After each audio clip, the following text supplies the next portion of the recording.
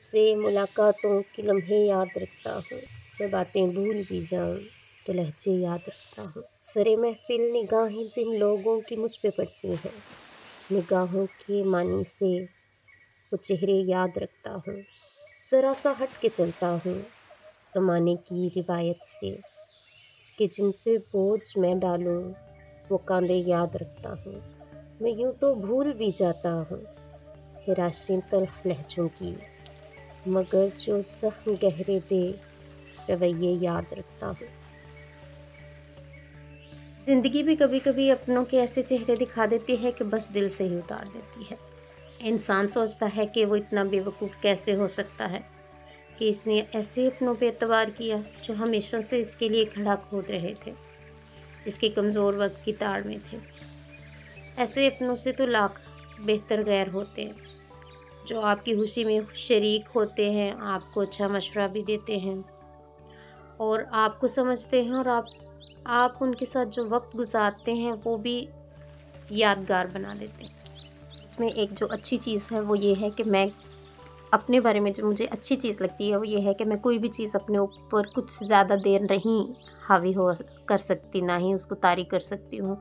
चाहे वो जितना भी सीरियस मैटर हो, जितनी भी डिप्रेशन हो, जितनी भी नेगेटिविटी हो, बस अगर तो बहुत ज़्यादा सीरियस है तो इट विल टेक 2 और 3 डेज़, और इसके बाद उसकी कोई बुकत नहीं है।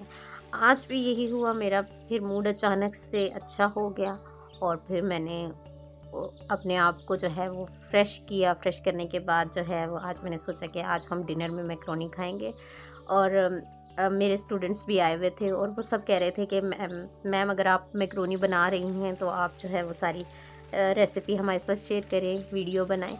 तो फिर मैंने इसके साथ-साथ ही वीडियो भी बना डाली। तो फिर मैंने अम्मी को जो है वो सामान की लिस्ट दी। वो सामान लेके आई, साथ में सब्जियाँ उन्होंने मिल के मुझसे बनवाई। बनवाने के बाद ज़्यादातर एल्बो मैक्रोनी पसंद है और मैं यही ज़्यादातर मँगवाती हूँ बनाने के लिए। तो इसके लिए फिर इस हिसाब से मैं सब्ज़ियों की कटिंग भी करती हूँ, जो कि क्यूब्स की फ़ॉर्म में होती है। जो आलू होते हैं उनको क्यूब्स की फ़ॉर्म में कट कर लेते हैं, और जो गाजरें हैं उनको भी अच्छे तरीके से जो है वो छील के तो क्यूब्स की फ़ॉर्म में कट कर लिया। फिर उसके बाद मैंने जो है प्याज़, लहसुन, अदरक वग़ैरह का पेस्ट बनाया, और मैं हमेशा जो है वो फ्रेश ही यूज़ करती हूँ अदरक लहसुन का पेस्ट। मैंने कभी ये नहीं किया कि मैं बिज़ी हूँ, तो मैं जो है वो पेस्ट बना के रख दूँ। मेरी ये शुरू से ही आदत है कि मैं जो लहसुन अदरक का पेस्ट है वो फ़ौरन से जो है वो साथ में ही बना लेती हूँ। जहाँ इतना टाइम लग जाता है सब्ज़ी बनाने में, तो वहाँ 5 मिनट या 10 मिनट में से कुछ और ज़्यादा हर्ज तो नहीं होता, मेरा ख़्याल है, या फिर किसी का भी नहीं होता। और हमारे देसी घरों में तो हमेशा ही अदरक लहसुन का पेस्ट जो है वो फ्रेश ही बनता है, जिससे जो खाने का जायका होता है ना वो और भी ज़्यादा एनहांस हो जाता है, उसका फ्लेवर जो है वो रिच हो जाता है। मैंने क्यूब्स की फॉर्म में ही कट की। फिर इसके बाद मैंने सबसे पहले जो है मैक्रोनी को बॉईल किया, और जो मेरी सब्जियां गलाने वाली थी इनको भी मैंने मैक्रोनी के साथ में ही बॉईल कर लिया। तो सबसे पहले मैंने जो है वो तकरीबन 1 लीटर पानी लिया, उसमें मैंने नमक शामिल किया और ऑलिव ऑयल शामिल किया। उसको अच्छी तरह से बॉयल आने तक जो है वो वेट किया। उसके बाद जो है मैंने उसमें मैक्रोनी और जो भी मेरी सब्जियां थीं, आलू और गाजरें और मटर, जो गलाने वाली सब्जियां थीं, इनको जो है मैंने अच्छे तरीके से वॉश करके साथ में ही बॉयल कर लिया। जब ये अच्छे से बॉयल हो जाए, तकरीबन सेम सेम टाइम लगता है मैक्रोनी को बॉयल होने में, और सब्जियों की जो मैंने अपने हिसाब से एक साइज़ में प्रॉपरली कट की हुई सब्जियां थीं, वो एक जितना ही टाइम लेती हैं बॉयल होने में। तो जब ये सारी चीज़ें अच्छे से बॉयल हो गई, मैंने फिर इनको पानी जो है वो स्ट्रेन कर लिया, अलग रख ली सब्जियाँ। फिर इसके बाद मैंने इनका मसाला बनाना स्टार्ट किया।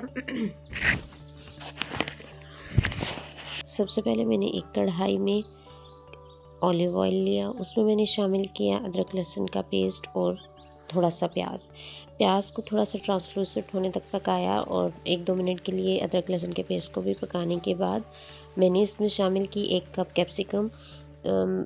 कैप्सिकम को यहाँ पे डालने का मकसद ये होता है कि इसको बहुत ज़्यादा पकाना नहीं होता, इसका थोड़ा सा क्रंच बाकी रहे, और इससे जो है ना वो एक अच्छा क्रंची सा टेस्ट आता है मैक्रोनी में।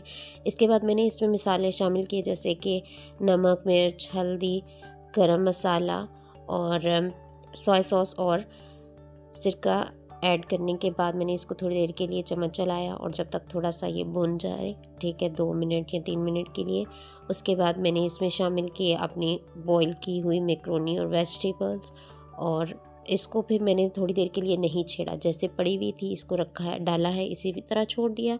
उसको थोड़ी देर के लिए ढक्कन लगा के दम लगा दें, ताकि वो सारी मैक्रोनी और वेजिटेबल्स अलग-अलग खुद ब खुद हो जाएंगे, फिर मिक्सिंग में आसानी रहती है। तो ये थी मेरी आज की रेसिपी। आई होप कि आप सबको बहुत ही ज़्यादा पसंद आई होगी। मोर एक्सोटिक वीडियोस के लिए, न्यू रेसिपीज़ के लिए मेरी वीडियोस को देखते रहें, लाइक, शेयर एंड सब्सक्राइब करते रहें। Stay connected. अल्लाह हाफिज़। Bye bye.